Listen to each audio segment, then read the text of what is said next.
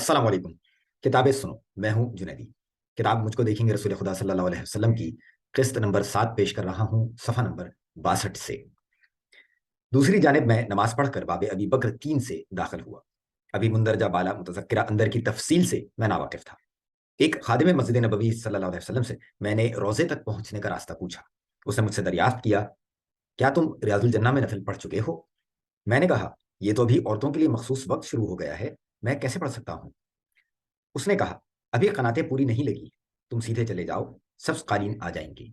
नमाज पढ़कर दाएं हाथ को रास्ता जाता नजर आएगा, वहां से रोजे पर पहुंच जाना।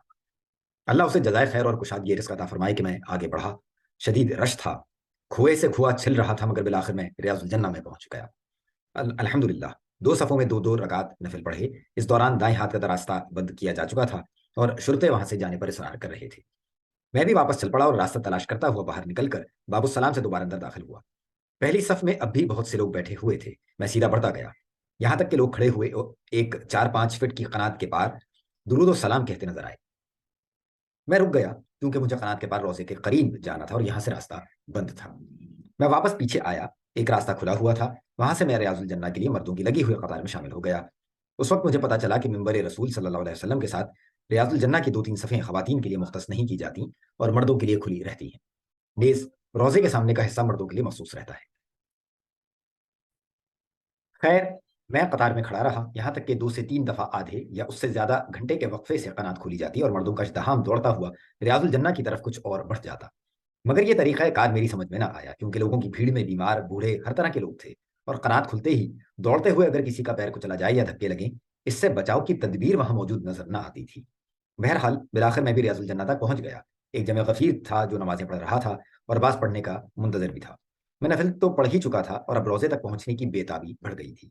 चुनाचे जगह बनाता हुआ रियाजुल जन्ना से निकला और उस रास्ते पर आया जहां से रोजे के सामने पहुंचते हैं। कदम बढ़ाए और रोजे के सामने एक खाली जगह पर आ ठहरा। मैंने अपने नबी सल्लल्लाहु अलैहि वसल्लम को मुखातिब किया, अस्सलामु अलैका या रसूल अल्लाह, अस्सलामु अलैका या नबी अल्लाह, अस्सलामु अलैका या खातमल अंबिया, अस्सलामु अलैका या खातमल मुरसलीन, अस्सलामु अलैका या रहमतल लिल आलमीन। आप पर बेहद बेहिसाब दुरूद व सलाम हो। जज़ाकल्लाहु खैरा। आपने मेरे लिए जो कुछ किया, मैं कुर्बान आप पर, मेरे माँ बाप कुर्बान आप पर। मैं आपसे मोहब्बत करता हूँ, मैं आपसे बहुत ज़्यादा मोहब्बत करता हूँ। फिर मैं दुरूद पढ़ने लगा। इसी असना में लोगों के बढ़ते रश के बाइस एक शुरते ने मुझे भी बाहर की तरफ का रास्ता दिखाया। मैं जल्दी से हजरात अबू बकर और उमर रजी अल्लाह अन्हुमा के कबूर के आगे आया कि काबिल रश्क हैं ये दोनों अजीम मोमिनीन खुलफाए राशिदीन जो इस मरजाए खलाइक मरकद आला में दफन हुए। इनकी वक्त आवरी के कुर्बान जाइए कि हुजूर सल्लल्लाहु अलैहि वसल्लम के असहाब में इन दोनों से ज्यादा रफ़ा आला, जी वक़ार व जी शान और आप सल्लल्लाहु अलैहि वसल्लम की कुर्बत का अहल कोई न था। हुजूर सल्लल्लाहु अलैहि वसल्लम ने एक मरतबा अपने दाएं बाएं दोनों खुलफाए राशिदीन के हाथ लेकर यह भी फरमाया था कि इसी तरह हम क़यामत के दिन उठाए जाएंगे। मैंने उन्हें या खलीफतुर रसूल या अमीरुल मोमिनीन कहकर सलाम पेश किया और जज़ाए खैर कहा। मैं दुरूद व सलाम के बाद बाहर आ गया और घर वालों को कॉल करने लगा। उस वक्त घड़ी 3:30 से ज्यादा का वक्त दिखा रही थी और असर का वक्त होने लगा था। चुनाचे हमने नमाज पढ़कर दोपहर के खाने के लिए रुख किया। बाकी दिन होटल और मस्जिद के दरमियान बसर होते गुजरा, लेकिन ये गुजरने वाला दिन हमारी जिंदगियों के सुनहरी दिनों का सरताज था, जब हमें रोज़ा तैयबा की हाजिरी और रसूल खुदा सल्लल्लाहु अलैहि वसल्लम के करीब आकर उनसे राज़ो नियाज़ करने का शरफ अता हुआ और दिल में इस अनमोल लज्जत से आशनाई मिली कि आप सल्लल्लाहु अलैहि वसल्लम ने हमें देखा होगा और सुनकर हमारे सलाम का जवाब भी मरहमत फरमाया होगा। अल्लाहुम्मा सल्लि अला मुहम्मद व अला आलि मुहम्मद व बारिक वसल्लम। मदीना की ज़ियारतें। अगले रोज़ ज़ियारतों का प्रोग्राम था। नमाज फजर के बाद हम नाश्ते का सामान लेकर होटल आ गए। मदीना में एक ज़बरदस्त बात यह थी कि हर चीज़ 2 कदम पर दस्तयाब थी, हत्ता के पाकिस्तानी खाने भी। नाश्ते के बाद मुदस्सिर के जरिए तय की गई टैक्सी हमें लेने आ गई और सुबह 6:45 हम मदीने में ज़ियारतों के सफ़र पर रवाना हुए। हमें अक्सर टैक्सी ड्राइवर पाकिस्तानी मिले और नेक भी, माशा अल्लाह। 32 साला सालेह बलोच मदीना में पैदा हुआ था जब उसके वालिद 1977 में कंदकोट यानी शुमाली सिंध से मदीना आ गए थे। उसने इस अफसोस का इजहार किया, सऊदीया में तौलीदगी के बावजूद मेरे साथ भी वैसा ही गैरियत का बर्ताव है जैसा काम के सिलसिले में आने वाले दीगर पाकिस्तानियों के साथ होता है। सऊदीया में कवानीन भी सख्त होते जा रहे हैं और अब मेरा घराना भी पाकिस्तान वापसी का सोचने लगा है। अल्लाह ताला सौलेह की, दूसरे पाकिस्तानियों की और दीगर ममालिक के हुनरमंद मुसलमानों की मुश्किलात को आसान फरमाए और उनके रिस्क में कुशादगी अता फरमाए। صالح کو تاریخی جغرافی کا کچھ علم تھا، چنانچہ میں نے اس سے طے کیا کہ وہ ہمیں ممکنہ اور معروف و غیر معروف دونوں مقامات کی زیارت کروائے۔ مسجد قباء۔ ہم سب سے پہلے مسجد قباء پہنچے۔ ہم نے سن رکھا تھا کہ حضور اکرم صلی اللہ علیہ وسلم ایک دن ہفتے میں صبح نماز فجر کے بعد مسجد قباء تشریف لے جا کر 2 رکعت اشراق کی نماز ادا فرماتے تھے، اور اس عمل کی تقلید کرنے والے کو ایک عمرے کے ثواب کی خوشخبری دی گئی ہے۔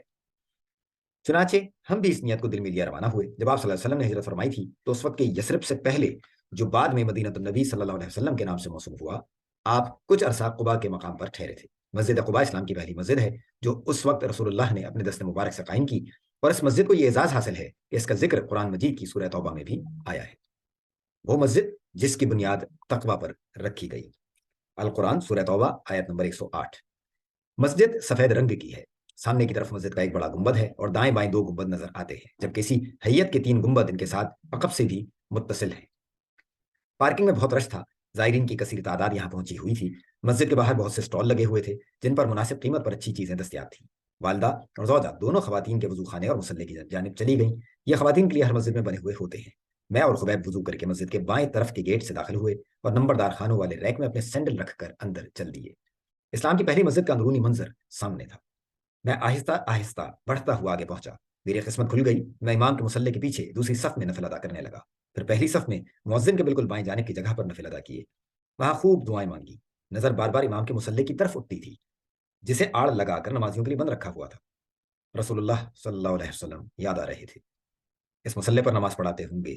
بار بار خیال آ رہا تھا کہ جہاں میں بیٹھا ہوا ہوں یہاں دلیل القدر صحابہ حضرات ابو بکر، عمر، عثمان و علی، امیر حمزہ، سعد بن ابی وقاص، زبیر بن العوام، طلحہ بن عبید اللہ، عبد الرحمن بن عوف، مصعب بن عمیر اور بلال رضی اللہ عنہم وغیرہم کھڑے ہوتے ہوں گے۔ الحمدللہ رب العالمین۔ کل تعریف اس رب کے لیے ہے جس کی عنایت و سعادت سے خاک کی چپکی نے ستاروں کے قدم چومے۔ مسجد قباء میں نماز پڑھ کر میں ایک ایسی مقدس اور شاداں و فرحاں کیفیت سے دوچار ہوا جو ناقابل بیان ہے، اور مجھے وہ کیفیت کہیں اور محسوس نہ ہوئی۔ نوافل پڑھ کر ہم مخالف سمت کے دروازے سے باہر نکلے۔ دائیں بائیں ایک ایک اور امام کے مصلی کے سامنے کی جانب محراب کے دائیں بائیں 2 دروازے بنے ہوئے ہیں جو مقفل ہیں۔ لکڑی کے ان دروازوں پر سنہری پلیٹیں لگی ہوئی تھیں۔ میری نظریں وہاں رسول اللہ صلی اللہ علیہ وسلم کے مبارک قدموں کے نشان تلاشتی رہی، اور میں اپنی قسمت کے ستارے کو دن کی روشنی میں آسمان پر چمکتا ہوا دیکھتا ٹیکسی کی طرف چل دیا۔ بقیہ سفر نامے کے لیے اگلی قسط دیکھیے۔ شکریہ۔